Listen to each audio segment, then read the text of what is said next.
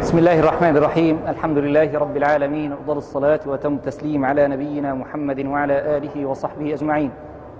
حقيقة هذه المعاهد تقوم على تحفيظ كتاب الله سبحانه وتعالى وتعليم الطلاب الآداب الإسلامية والأخلاق الحميدة من أحاديث النبي عليه الصلاة والسلام، ومن الفقه الإسلامي، ومن العقيدة الإسلامية، ومن الآداب والخلق الحسن.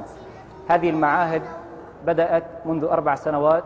كانت بدايتها في بذرة طيبة مباركة في أحد مساجد هذه البلدة.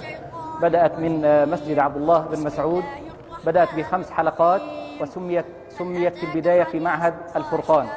وبدأ هذا المعهد ينمو ويكبر، وبدأ الطلاب يترددون إلى هذا المعهد بكثرة، ويتزايد عددهم بين الحين والآخر وبين الفترة والأخرى، حتى ازداد توسع هذه المعاهد وازداد عمل هذه المعاهد. تقوم هذه المعاهد على تحفيظ كتاب الله سبحانه وتعالى.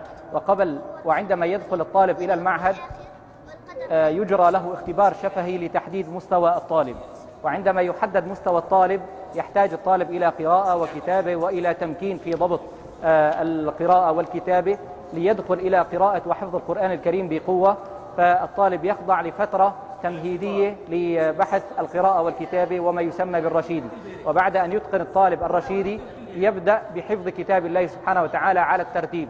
يبدأ بحفظ ضبط جزء عامة، وثم حفظ جزء عامة، ثم يضبط جزء تبارك ويحفظ جزء تبارك، وهكذا إلى بقية القرآن الكريم.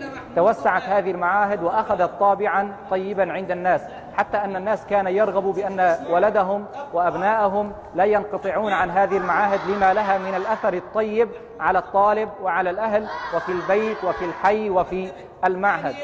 وعندما توسعت هذه المعاهد منذ 1 و2 العدد أصبح كبير، مما اضطر إخواننا إلى تشكيل معهد آخر ومعهد آخر، فأصبح عندنا في هذه البلدة الطيبة المباركة 3 معاهد: معهد الفرقان ويشمل قرابة 35 حلقة قرآنية، ومعهد قوافل العطاء ويشمل قرابة 15 حلقة قرآنية، ومعهد النور ويشمل قرابة أيضا 15 حلقة قرآنية. والأخوة جميعا يقومون على هذه المعاهد إن شاء الله. نسأل الله سبحانه وتعالى أن يكونوا كفاءة وأهل واختصاص، علما أن العمل على المدرسين وتطوير المدرسين مهم جدا في الأثر الإيجابي والطيب المبارك للطلاب. نسأل الله سبحانه وتعالى أن يوفقنا وإياكم جميعا، وإن شاء الله سبحانه وتعالى ماضون بهذه المهمة، وهي أمانتنا ورسالتها نقدمها لله سبحانه وتعالى. نسأل الله فيها الإخلاص. حصيلة هذه المعاهد ومن ثمرات هذه المعاهد أنه في كل سنة يقدم ما يقارب 600 جزء محفوظ على الصدور. في كل سنة يقدم 600 جزء محفوظ على الصدور.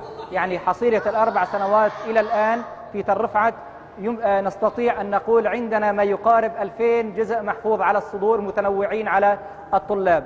أكثر طالب أو طالبة يحفظ من كتاب الله سبحانه وتعالى وصل إلى 25 جزء من معهد قوافل العطاء، وعندنا في معهد الفرقان 20، وفي معهد النور أيضا في عدد أجزاء كبير إن شاء الله. وأقل طالب يبدأ بحفظ الجزء الواحد. نسأل الله سبحانه وتعالى لنا ولكم القبول.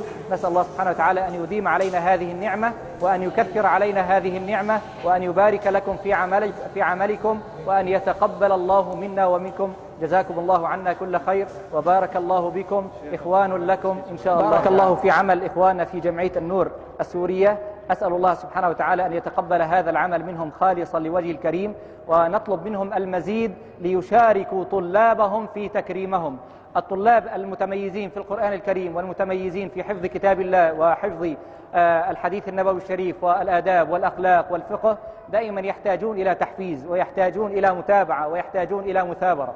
فالأمر إن شاء الله يحتاج منا إلى مزيد من الجهد، ومزيد من المتابعة، ومزيد من الفضل منكم إن شاء الله، لنصل وإياكم إلى الأجر المبتغى من عند الله سبحانه وتعالى. جزاكم الله كل خير، وبارك الله فيكم.